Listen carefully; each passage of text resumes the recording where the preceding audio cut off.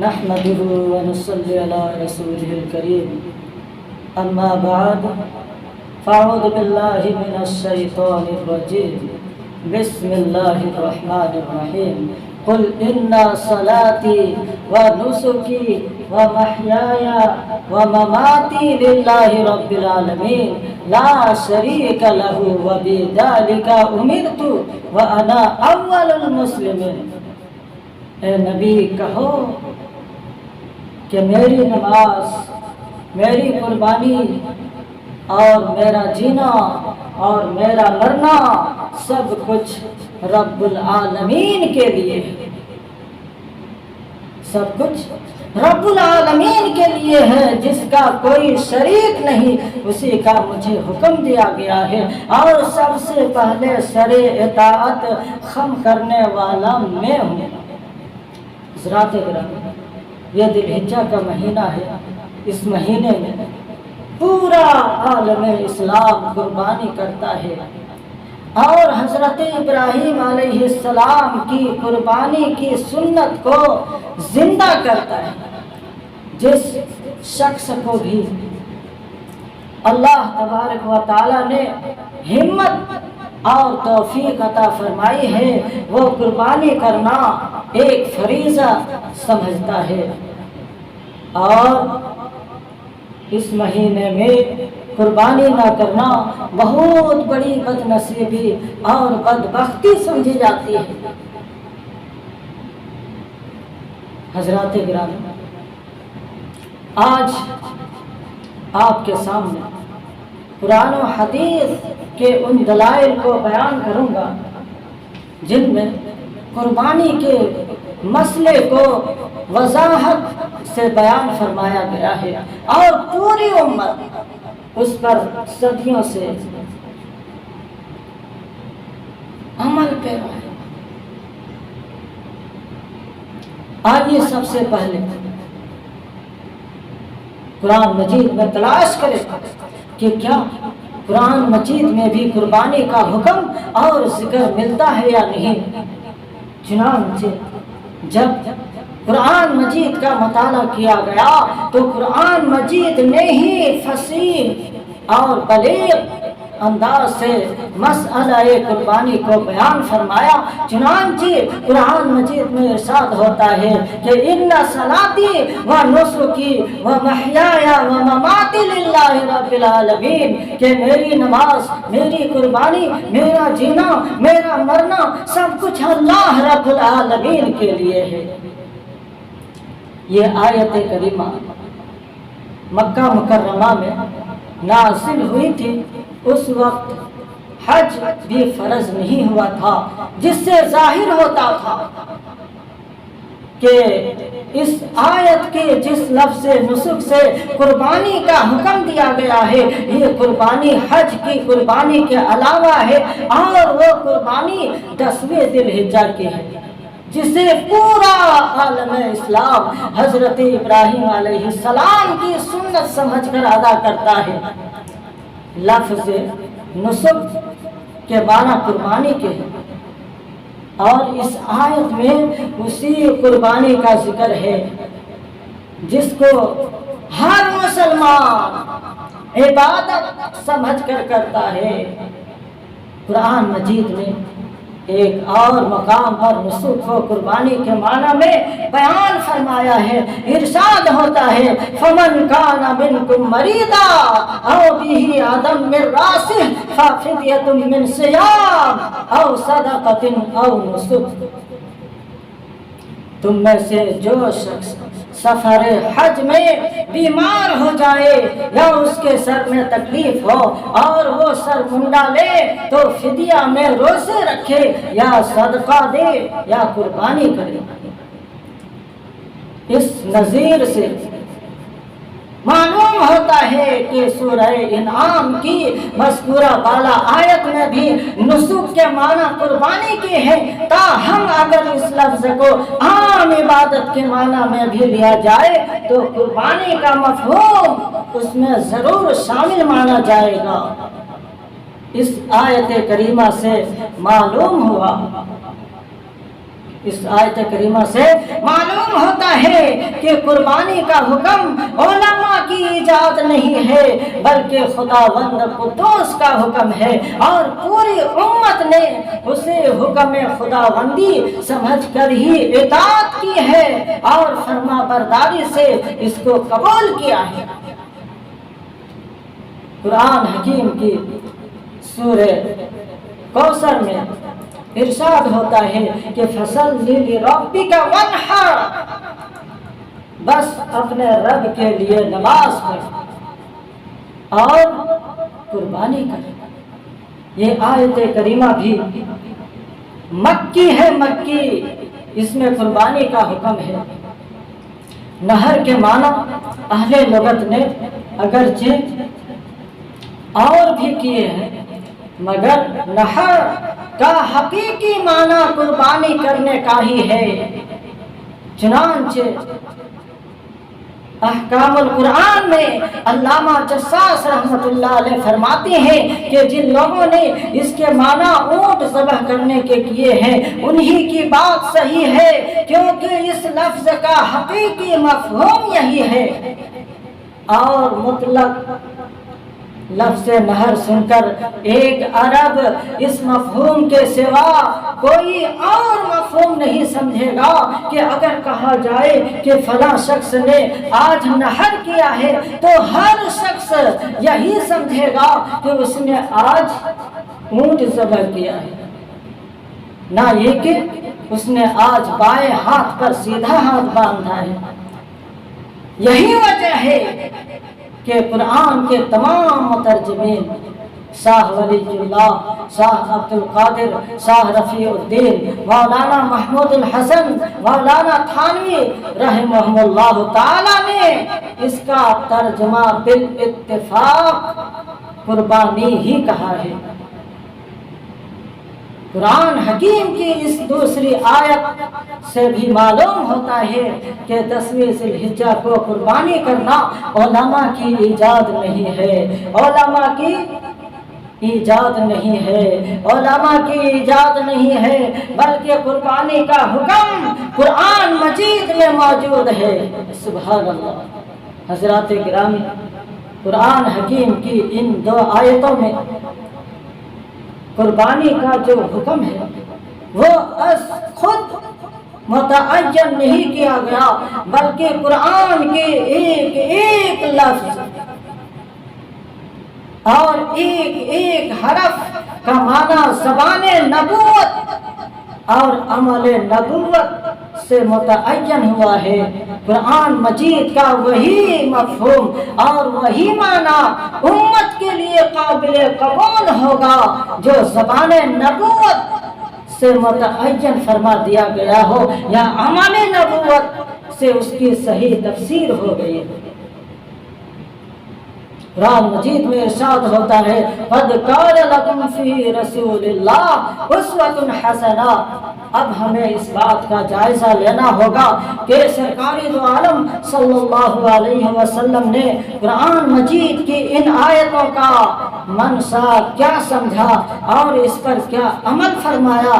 کیا آپ نے صرف حج پر ہی قربانی کی ہے یا مدینہ منورہ میں بھی آپ قربانی کرتے رہے؟ کیا آپ نے بقرعید پر قربانی کبھی کبھار کی ہے یا اس پر بھی بالالتزام قربانی کرتے رہے؟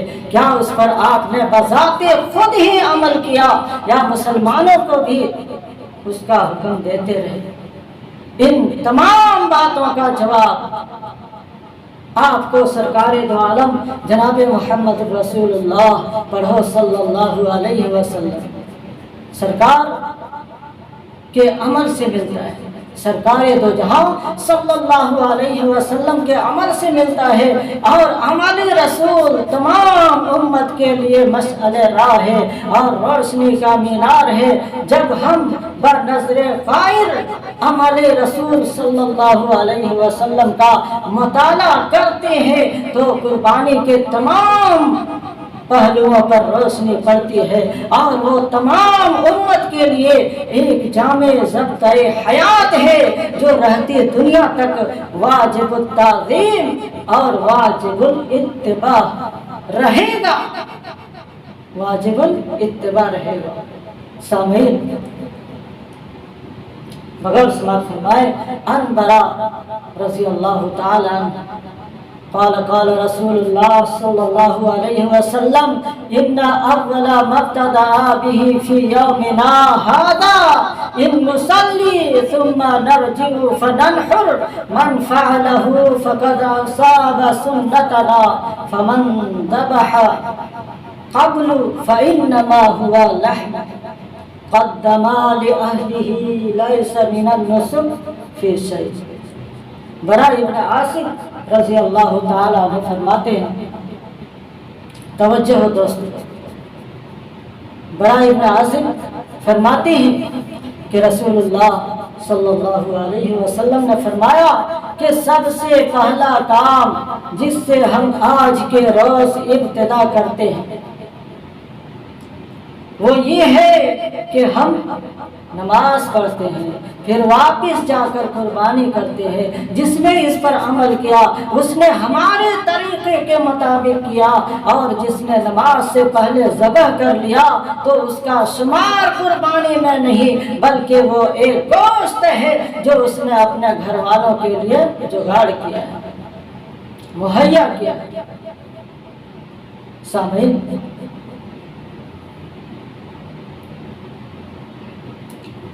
بخاری شریف میں آتا ہے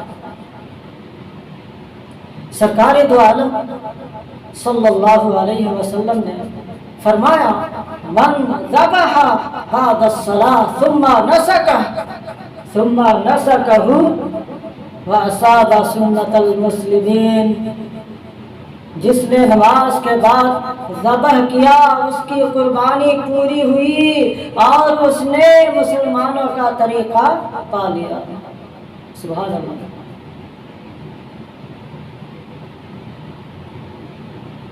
سامعین، بغور سے مت فرمائے قال یحییٰ بن سعید رضی اللہ تعالی سمعت ابا امامۃ بن سہل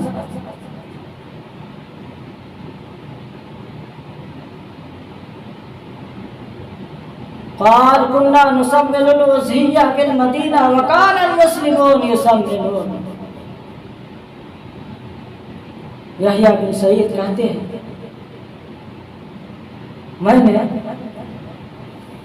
ابو امامہ بن سہل انصاری سے سنا، وہ کہتے تھے کہ ہم لوگ مدینہ میں قربانی کے جانور کو کھلا پلا کر خوب موٹے کرتے تھے، خوب موٹے کرتے، اور عام مسلمانوں کا یہی طریقہ تھا۔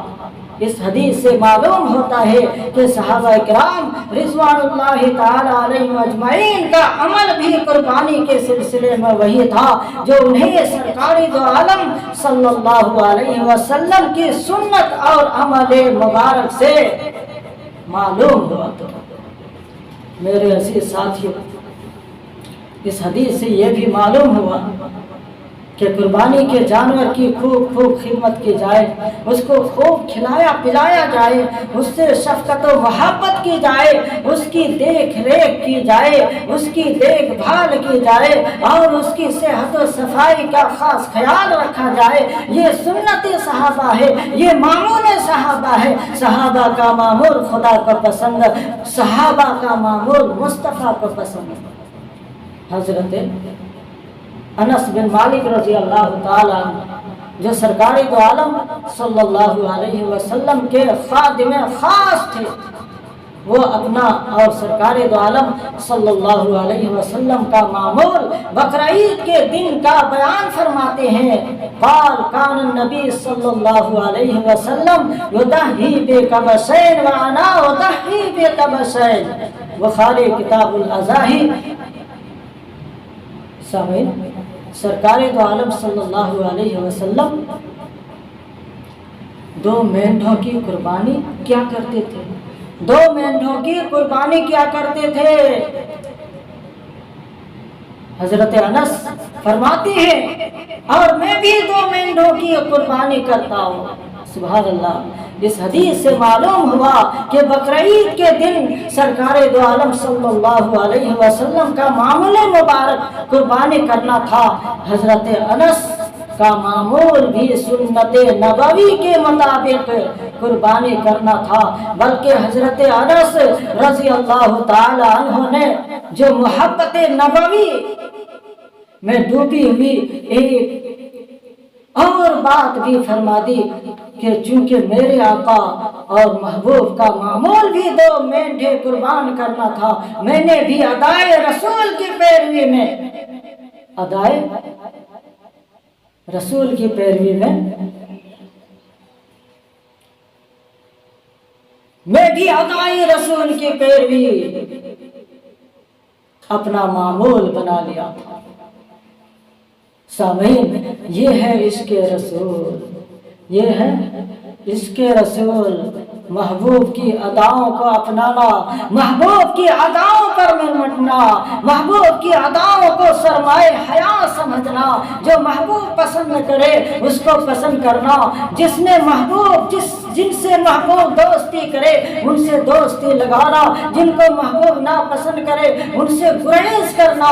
سچ ہے صحابہ تو فنا فی الرسول تھے، اسی لیے سرکار دو عالم صلی اللہ علیہ وسلم نے فرمایا لا تتخذوہم من بعدی غرضا، میرے بعد میرے صحابہ کو نشانۂ تنقید و تنقیس نہ بنانا۔ ان عائشہ رضی اللہ تعالی عنہا قالت الازہیہ کنا نملہ منہ فنقدم به الى النبی صلی اللہ علیہ وسلم بالمدینہ۔ حضرت عائشہ فرماتی ہے کہ ہم مدینہ میں قربانی کے گوشت کو نمک لگا کر رکھ دیا کرتے تھے اور پھر سرکار دو عالم صلی اللہ علیہ وسلم کی خدمت میں پیش کیا کرتے تھے۔ سیدہ طاہرہ رضی اللہ تعالی عنہ کے معمول سے بھی ثابت ہوتا ہے کہ عید کے دن سرکار دو عالم صلی اللہ علیہ وسلم قربانی دیا کرتے تھے۔ قربانی ایجاد بندہ نہیں ہے بلکہ قربانی خدا کا حکم اور اس کے رسول کی سنت ہے۔ میرے محترم بزرگوں اور دوستوں،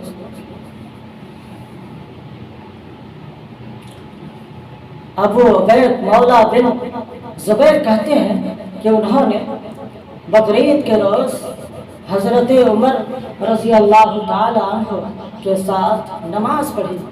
آپ نے پہلے نماز پڑھائی اور پھر خطبہ دینے کھڑے ہوئے اور فرمایا کہ لوگوں، رسول اللہ صلی اللہ علیہ وسلم نے تم کو ان دونوں عیدوں میں روزہ رکھنے سے منع فرمایا، ان دونوں عیدوں میں روزہ رکھنا منع فرمایا۔ ان میں سے ایک عید تو تمہارے لیے افطار کا دن ہے، رہی یہ دوسری عید تو اس میں تم اپنی قربانی کا گوشت کھاتے ہو۔ سبحان اللہ، سبحان اللہ۔ سامعین، حضرت ابی زبیر کہتے ہیں کہ میں نے جابر بن عبداللہ سے سنا، وہ کہتے تھے کہ نبی کریم صلی اللہ علیہ وسلم نے ہمیں یوم النحر کو مدینہ میں نماز پڑھائی، پھر بعض لوگوں نے یہ سمجھ کر حضور اکرم صلی اللہ علیہ وسلم قربانی کر چکی ہے، آگے بڑھ کر اپنے جانور قربان کر دیے۔ اس پر سرکار دو جہاں احمد مجتبی محمد مصطفیٰ صلی اللہ علیہ وسلم نے حکم دیا کہ جس نے مجھ سے پہلے قربانی کر لی ہے اسے پھر دوسری قربانی کرنی چاہیے، اور آئندہ کوئی شخص اس وقت تک قربانی نہ کرے جب تک کہ میں قربانی نہ کروں۔ سبحان اللہ۔ سامعین، حضرت جابر رضی اللہ تعالی عنہ فرماتے ہیں صلیت مع رسول اللہ صلی اللہ علیہ وسلم عید الاضحیٰ فلما صرف اوتیا بکبش فذبحه فقال بسم الله والله أكبر اللهم هذا عني وعمن لا يضحي من امتی۔ جابر بن عبداللہ کہتے ہیں کہ میں نے رسول اللہ صلی اللہ علیہ وسلم کے ساتھ